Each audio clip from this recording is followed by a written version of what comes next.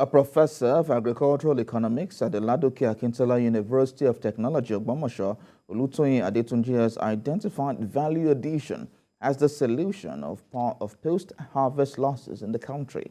Professor Olutoyin Adetunji was delivering a lecture in Osogbo on the topic improving the economic development of Osun State through value addition to our natural resources with focus on agriculture.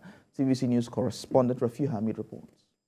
Statistics shows that Nigeria loses 60% of its agri-produce annually.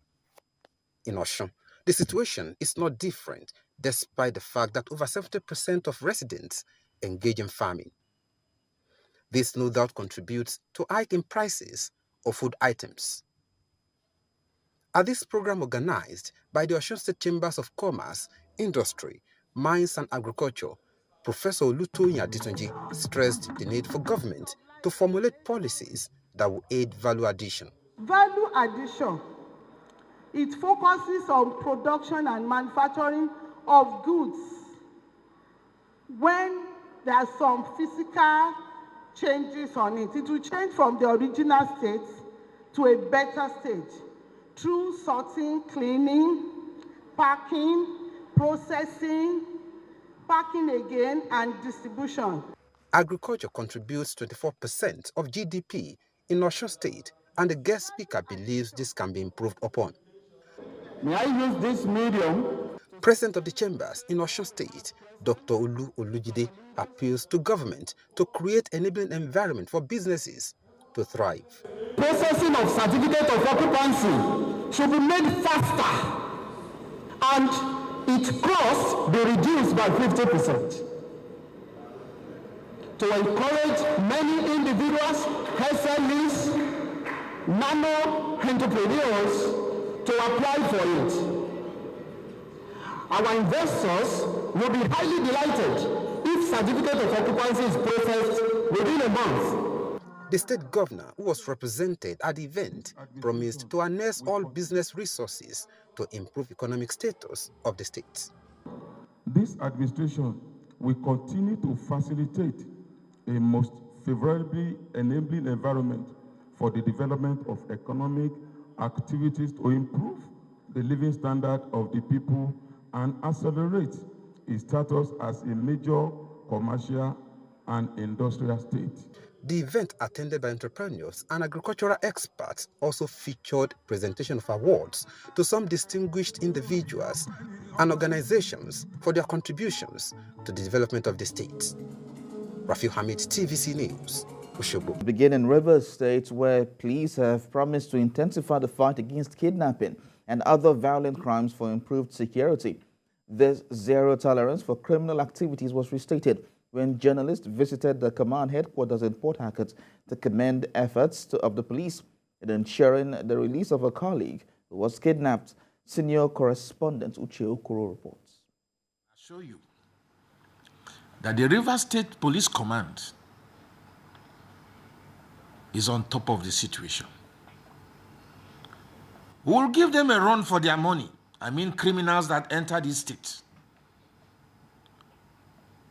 Bumper to bumper, action to action, hit to hit, and fire for fire. Strong words from the Commissioner of Police assuring the Nigerian Union of Journalists that Rivers State would no longer be a safe haven for criminals.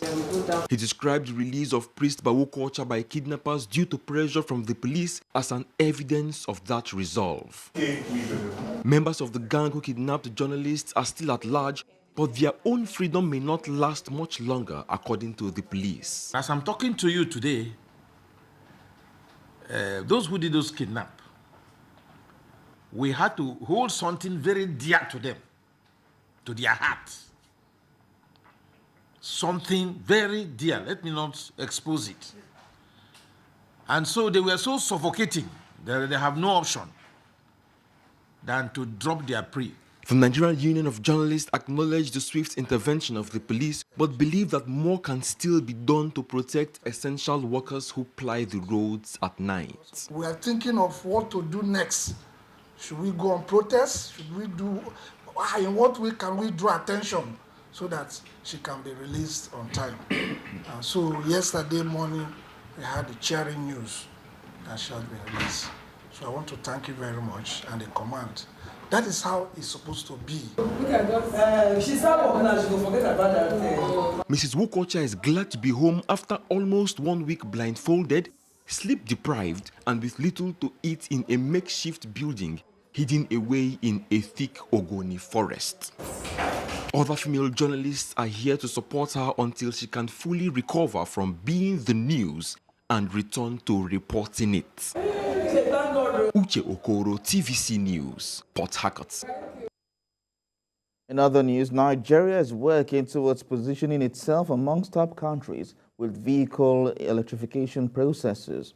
Now, this followed a validation meeting on the draft National Action Plan for the development of electric vehicles in the country. Lara Falayon tells us more. The action plan on electric vehicles targets strategic development of the vehicle electrification ecosystem in the country. This would bring about relevant fiscal and non-fiscal incentives, programs and initiatives to drive the mass production of the vehicles. This is alongside the development of an effective nationwide charging infrastructure. The meeting here is to validate the draft National Action Plan on electric vehicles in the country.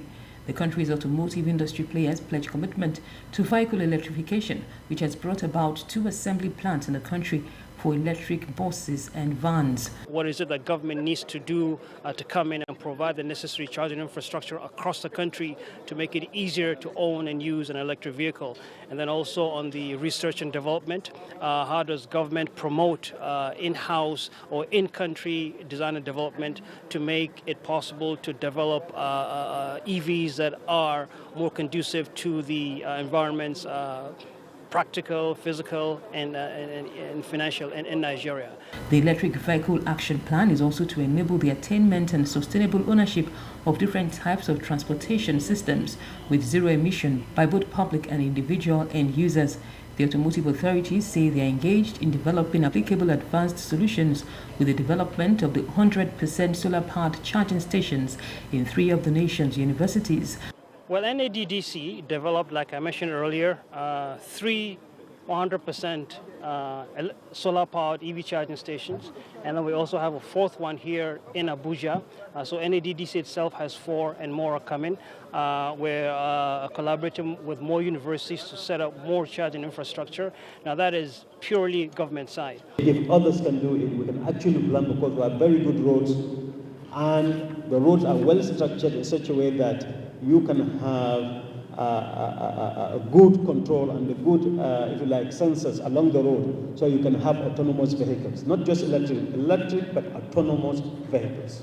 The talks at the validation meeting are geared towards guaranteeing inclusiveness and synergy among stakeholders in the action plan's development.